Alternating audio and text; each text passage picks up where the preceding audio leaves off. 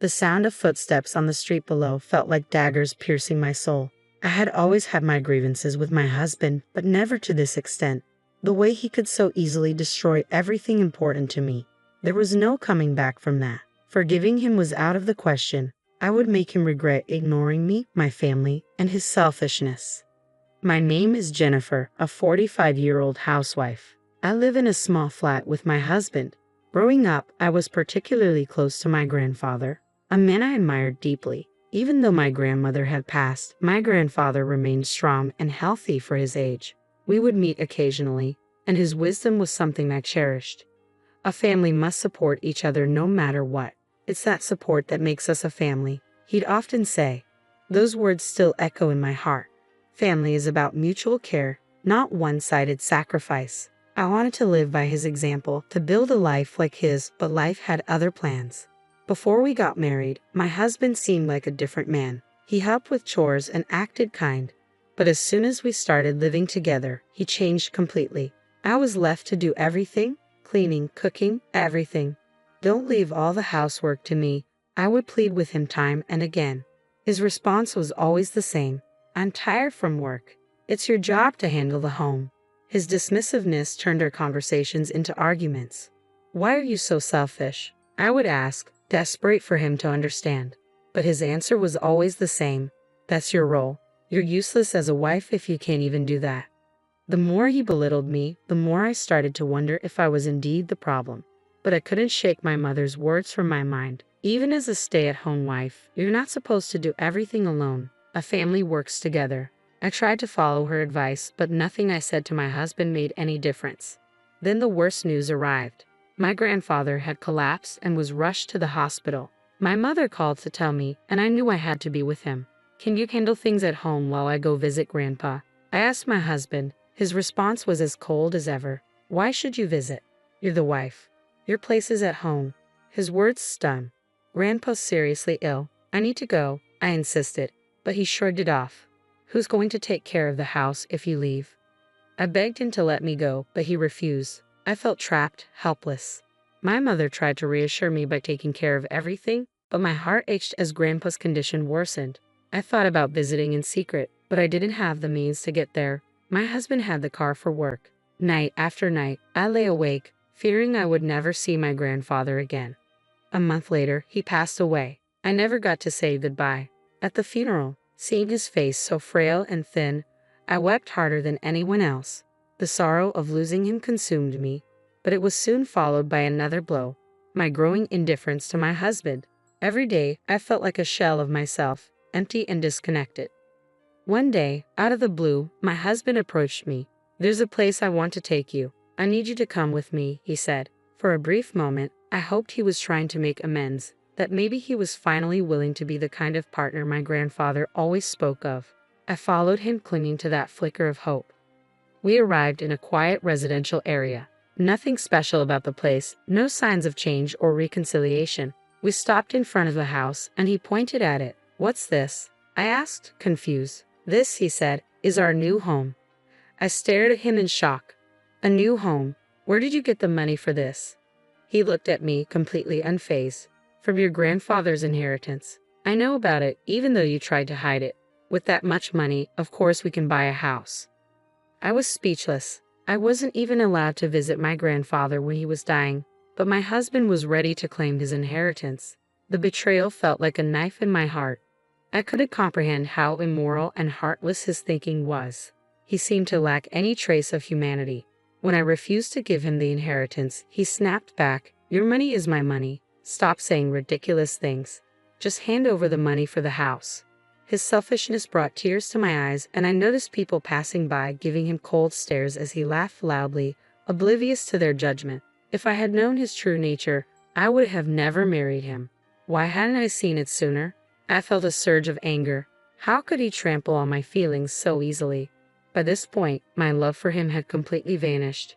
You seem to misunderstand, I said, trying to stay calm. But I can't inherit my grandfather's estate. My words caught him off guard, and for a moment his face reflected surprise. But he quickly recovered, smirking as if mocking me. Don't lie just because you don't want to give me the money. I know your grandfather left it all to you. Yes, he did, I admitted. It was written in his will, but I renounced the inheritance. Even if I had accepted it, I wouldn't use his estate for you. I couldn't bear to see my grandfather's legacy wasted on someone like you. His face reddened with fury. What? You can't just give it up. Go and get it back right now. We won't be able to make the loan payments. I'm sorry, but I can't do that. I won't hand over my grandfather's estate to someone who only cares about money. My words hit hard, and he lost his composure, shouting, Don't get smart with me. But his anger no longer had any power over me. His threats felt hollow, the desperate rantings of a man who had lost control. I thought back to my grandfather, and it only deepened my resolve. This man, who refused to let me visit my dying grandfather, had no right to the inheritance. Families are meant to support each other, but he showed no such care. He wasn't family anymore, and his fate was no longer my concern. What mattered most was honoring my grandfather's memory, and with that, I felt a sense of peace. What about the loan? My husband, realizing I wouldn't back down, looked panicked. I don't know, I replied coldly. Solve it yourself. Flustered, he fumbled for his phone. Hello, Mom, he said, his voice shaky. I soon saw my mother-in-law rushing toward us, her face full of confusion. What's going on? She asked, looking between the two of us. I calmly explained, your son bought a house without telling me and planned to use my grandfather's inheritance to pay for it. And despite my grandfather being on his deathbed, he refused to let me visit him. My mother-in-law's face turned red with anger as she processed what I said. She glanced at her son, who gave her a sheepish nod in confirmation. Why would you do that? She shouted, her voice full of fury. You didn't even let her see her grandfather, and now you want the inheritance. That's irresponsible. Before anyone could react, she slapped him hard across the face. My husband, clearly shocked by the sudden scolding, began to cry. He didn't mean it like that, he sobbed, his cries echoing down the quiet residential street. But his mother wasn't done. Apologize to Jennifer, she demanded, her voice sharp. You've acted like a terrible person. Mom, please don't scold me so much. I thought I was doing the right thing, he whimpered through his tears. Learn the difference between right and wrong, she replied sternly. What you did was completely wrong. I'm sorry, he muttered, his voice barely audible as he offered his apology. But it was too late. Any remorse from him meant nothing now. I'm sorry, my husband apologized again, but by then, I felt like a spectator in my own life. Watching everything unfold, a sense of relief washed over me. I truly am sorry, he repeated, and even my mother-in-law chimed in. Jennifer, please forgive us. My husband begged. Jennifer helped me, but when his mother shot him a harsh glare, he let out a sad, defeated sigh. Seeing the grown man cry like that was pitiful, and as I watched this absurd scene, I finally said what mattered most. Let's get a divorce. His face, already pale, turned ghostly white. But I apologized. There are things we can't fix with just an apology. Our values don't align, I continued. I wish I had realized it sooner. Don't say that. I'm nothing without you. My husband clung to my feet, desperate. What about the house? The mortgage? I can't do anything without you. That's not my problem anymore, I said coldly. I'm done with you, so give up. He looked devastated, but I had no intention of comforting him. No matter how much he pleaded, my mind was made up. My mother-in-law, seeing me shake my head, said firmly, if you want a divorce, go ahead. I'll deal with my foolish son. Yes, please, I replied. I never want to see him again. With that, she took him by the arm and led him back to her house. Even as he walked away, he kept shouting, "Help me, Jennifer." But my heart was frozen, unmoved by his cries. The divorce process was swift. My ex-husband resisted at first, but under pressure from his mother, he eventually agreed. Since the divorce was his fault, I was granted alimony for the emotional distress he caused me. He also had to take full responsibility for the mortgage, as the house was in his name. I knew he would struggle with both payments, but that wasn't my concern anymore.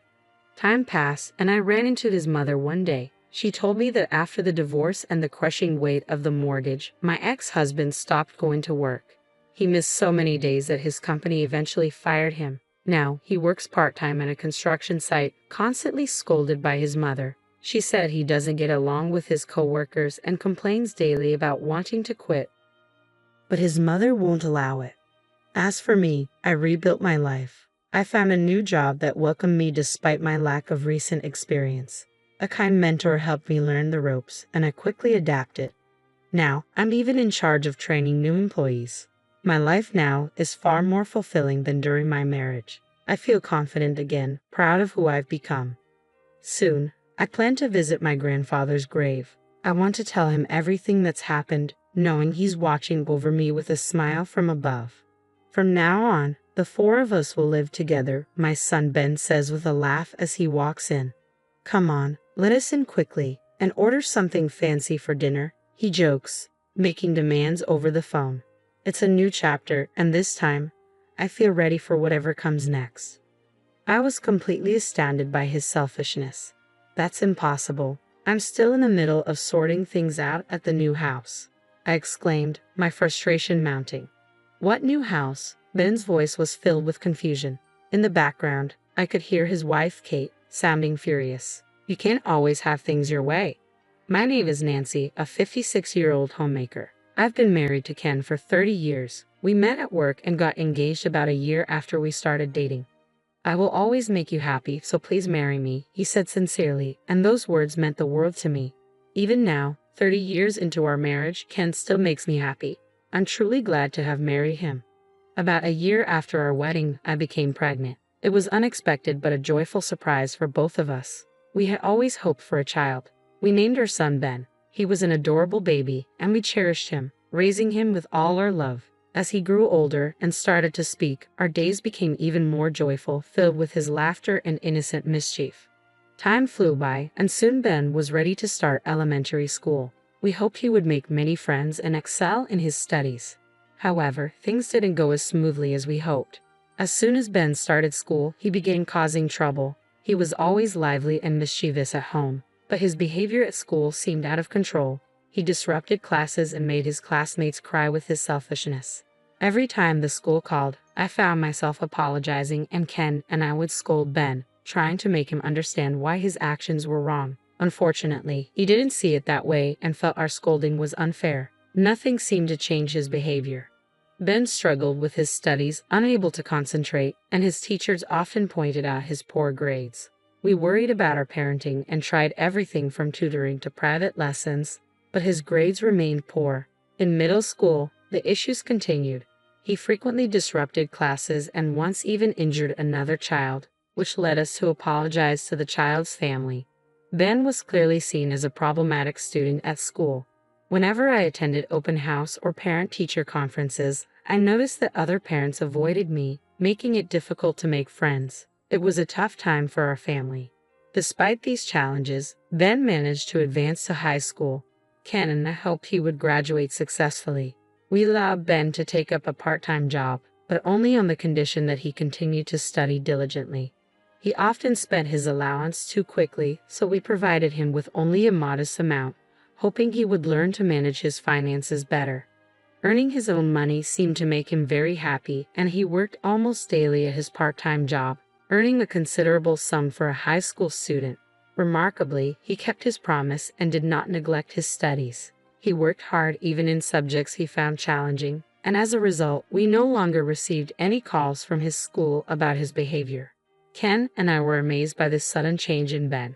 However, despite his hard work, Ben spent all his earnings and had no savings. He bought numerous luxury items, and his wallets and bags were more expensive than mine, which shocked me. Eventually, Ben graduated from high school, an achievement that once seemed almost impossible. Moreover, he was offered a full-time position at the grocery store where he had worked part-time for 3 years.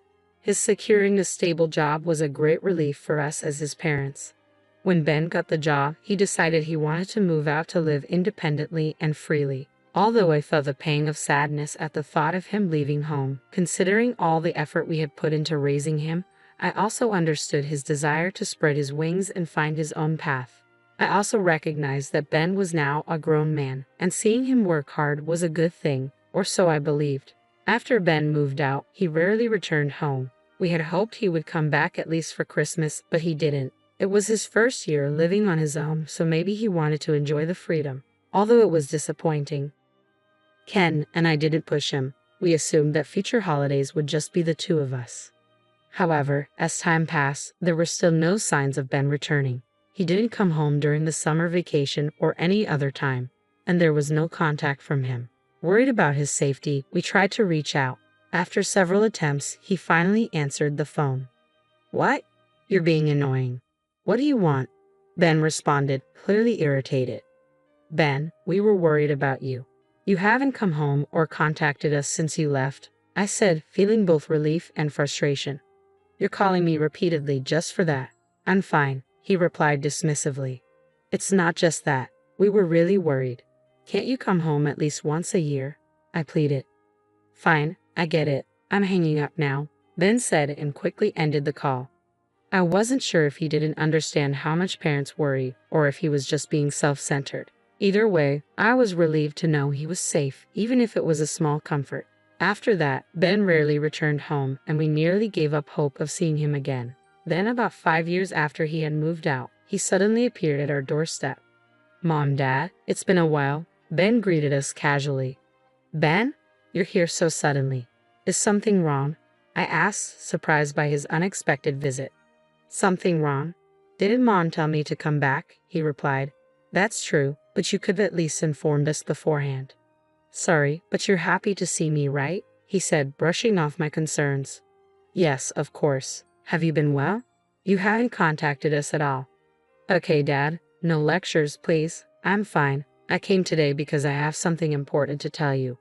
"Something important?" I asked, feeling a sense of unease. "Actually, I'm getting married," Ben announced, casually dropping the bombshell. "Married?" Ken and I were shocked. "Yeah, relax. I'll bring my fiancée next week. You can meet her," Ben said nonchalantly. "Of course, but getting married so soon. You're only 23, Ben," I said, still trying to process the news. "People get married at this age all the time," he responded confidently. As if his sudden visit wasn't surprising enough, this news left us completely stunned. A week later, Ben returned with his fiancée Kate. She was 21, 2 years younger than Ben, and she fit the image of a modern young woman, flashy and confident. They had met at the grocery store where Ben worked and decided to get married. "Are you sure you want to get married so young?" I asked, feeling concerned. "Well, actually," Kate began, her voice softening, "I'm pregnant. That's why we need to get married." "Pregnant?" I blurted out, caught off guard by yet another revelation. "Didn't I mention it?" Ben asked, clearly having forgotten to tell us about this important detail. "We hadn't heard anything about it," Ken said, looking as shocked as I was. "So, you're getting married because of the pregnancy?" I asked, still trying to wrap my head around everything. "Exactly. We want to have the wedding before Kate's belly becomes noticeable," Ben explained. The conversation moved quickly, and we struggled to keep up. Then Ben made a request that floored us even more. "Actually, we need to pay a deposit for the wedding venue soon, and we're a bit short. Can you guys cover it?" "What?" Ken and I were speechless. After all the shocking news, now he was asking for financial help. "We can't just come up with money like that on such short notice," I said, trying to remain calm. "Well, we're in trouble too. We've already invited friends to the wedding," Ben said, visibly upset. "That's putting the cart before the horse," Ken said, frustrated. Ben and Kate looked hurt. "I didn't think my parents would be so heartless. You're okay with us being sad because we can't have our wedding?" Ben said, his voice laced with disappointment. "That's not what we mean, Ben," I said softly. "Then as parents, shouldn't you at least cover the wedding expenses?" Ben asked, his frustration growing. Though it felt unreasonable, we didn't want to ruin their important day. Reluctantly, we agreed to prepay the wedding expenses, draining $113,000 from our savings. It was exhausting, both mentally and physically, but seeing Ben and Kate happy made us accept the situation. The meeting with both families went well, and Ben's wedding was a beautiful ceremony. We were relieved it had gone smoothly. After Kate gave birth, however, a new problem arose. The couple wouldn't let us see our grandchild Mike. When we tried to visit the hospital, Ben told us Kate was too tired and needed rest. That seemed reasonable, so we waited. Months passed, and still, Ben didn't initiate contact. Every time we reached out, we were told it wasn't a good time to meet Mike. We felt uncomfortable with how distant Ben and Kate had become, but they didn't forget to remind us about the birth celebration gift. They never visited, and their home address remained a mystery to us. It wasn't until a year later, during the Christmas holidays, that we finally met Mike. They visited briefly, just for a short talk at the front door, and we got to hold Mike only once. During that brief interaction, they demanded $200 for a Christmas gift. Afterward, as expected, Ben and his family disappeared again. 4 years passed quickly. One day, Ben and Kate suddenly visited our house again. To our surprise, they had another child, now 3 years old, and their older son, Mike, was already 5. He had grown so much that we might not have recognized him on the street. "Why are you here today?" Ken asked, sensing that something was off. I couldn't truly rejoice at seeing our grandchildren's faces after all these years, especially since Ben and Kate had shown up unannounced. After cutting ties with us for so long, I was suspicious of their sudden reappearance. My instincts told me this wasn't good news. Then Ben dropped the bombshell. "We're planning to move in here," Ben announced, as if it were the most natural thing in the world. "Are you serious? You mean live together?" I asked, trying to process the shock. "Yes, I thought Mom and Dad would be happy. You can be with your grandchildren and me every day," Ben said, clearly believing we'd welcome them with open arms. "But why all of a sudden?" I pressed. "Well, we won't have to pay rent, and you two can help with the kids," Ben replied, proudly revealing his motive.